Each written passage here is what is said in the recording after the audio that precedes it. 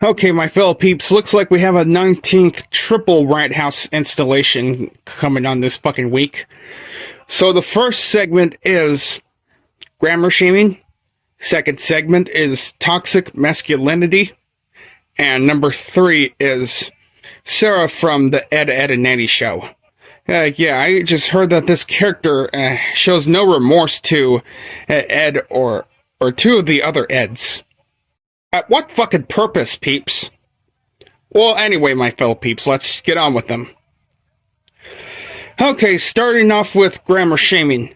Yeah, that really is just out of line in this motherfucker. Well, grammar shaming is like a fucking crime to me because I really do not know whether people have good English or they just have broken English that they don't know nothing as of yet. Any foreigner who speaks broken English are doing the most they could to just speak fluent English and other shit. I don't know what's going on nowadays. So grammar shaming, grammar Nazi, spelling Nazi, or grammar pendant or spelling pendant is a term for a pendant who compulsively criticizes or corrects other grammar's mistakes, typos, misspellings, and other errors in speech or writing, but in a very fucked up way most of the time. The term organized in 1990s discussion forums as a way to insult those who overly correct others' grammar. Grammar Nazis often reflect literally see privilege. The term is often criticized for being a light-hearted use of the word Nazi. Grammar Nazis are often criticized themselves for being rude or harsh. Yeah, this is just fucked in the ass, man.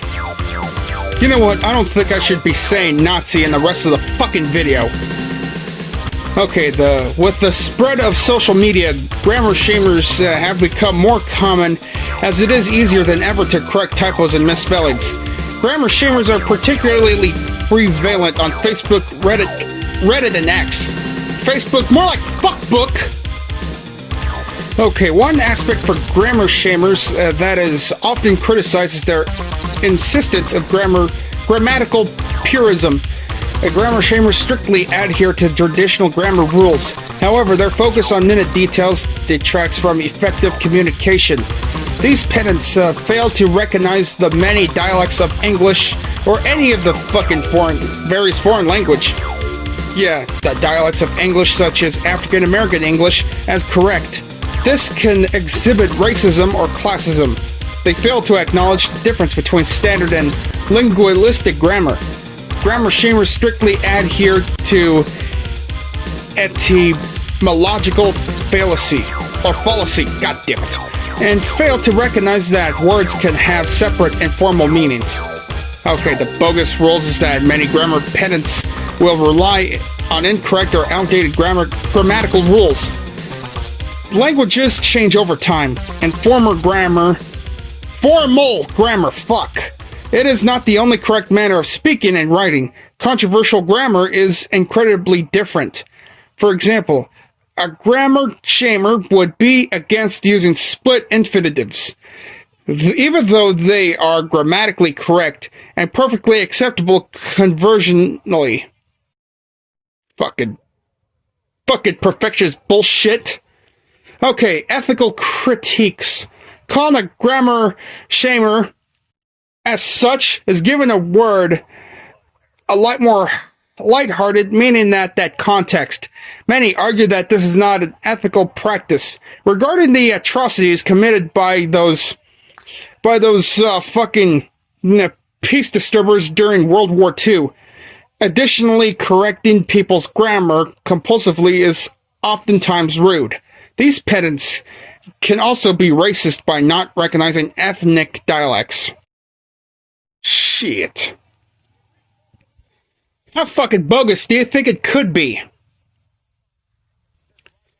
Okay, the concept of toxic masculinity is used in academic and media discussions to refer those aspects of hegemonic masculinity that are socially destructive, such as misogyny, violent domination, and especially homophobia. These traits are considered toxic. due to in part of their promotion of violence, including sexual assault and domestic violence. Socialization of boys sometimes also normalizes violence, such as in the saying "boys will be boys" about bullying and aggression. Oh shit. Is that really fucking true when it comes to saying boys will be boys? If so, that would be a fucked up term. Self-reliance and emotional repression are correlated with increased psychological problems in men, such as depression, increased stress, and substance use disorders. Toxic masculine traits are characteristic of the unspoken code of behavior among incarcerated men, where they exist in part as a response to the harsh conditions of prison life. Damn. Okay, other traditionally masculine traits such as devotion to work, pride in excelling at sports, and providing for one's family are not considered to be toxic. The concept was originally used by authors associated with the mythiopic men's movement, such as Shepherd Bliss. These authors contrasted stereotypical notions of masculinity with a real or deep masculinity, which they said men had lost touch in modern society. Within modern society, critics of the term toxic masculinity argue that it incorrectly implies that gender-related issues are caused by inherent male traits. The concept of that shit has been criticized by conservative writers and authors as an undue condemnation of traditional masculinity. In January 2019, conservative political commentators criticized the new American Psychological Association guidelines for warning about harms associated with traditional masculinity ideology, arguing that it constitutes an attack on masculinity. Some feminists have argued that it is an essentialist concept that ignores the role of choice and context in causing harmful behaviors and attitudes related to masculinity. Well, damn. Okay, so how bad is it? Okay, according to the social learning theory, teaching boys to suppress vulnerable emotions, as in the saying "big boys don't cry," is a significant part of gender socialization in Western society. Oh my god. Well, sometimes we cannot fucking help ourselves. Because, yeah, we do have the right to cry. Just behind closed doors. Okay, the health effects about it is the American Psychological Association argues that traditional masculinity ideology is associated with negative effects on mental and physical health. Men who adhere to traditionally masculine cultural norms, such as risk-taking, violence, dominance, and primacy of work, need for emotional control, desire to win, and pursuit of social status, tend to be more likely to experience psychological problems such as depression, stress, body image problems, substance use, and poor social functioning.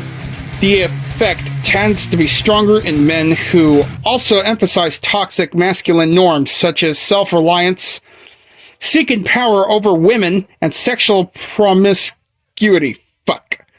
The APA? No, not the fucking Acolytes Protective Agency. That shit's been disbanded since 2004.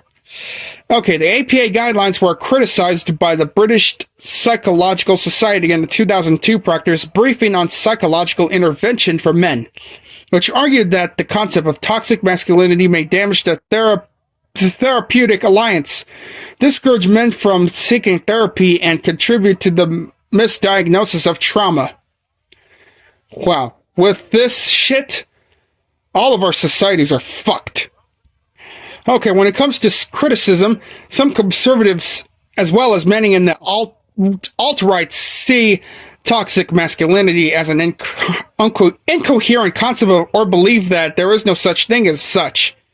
In January 2019, the conservative political commentators criticized the new APA guidelines for warning about harms associated with traditional masculinity ideology, arguing that it constitutes an attack on masculinity.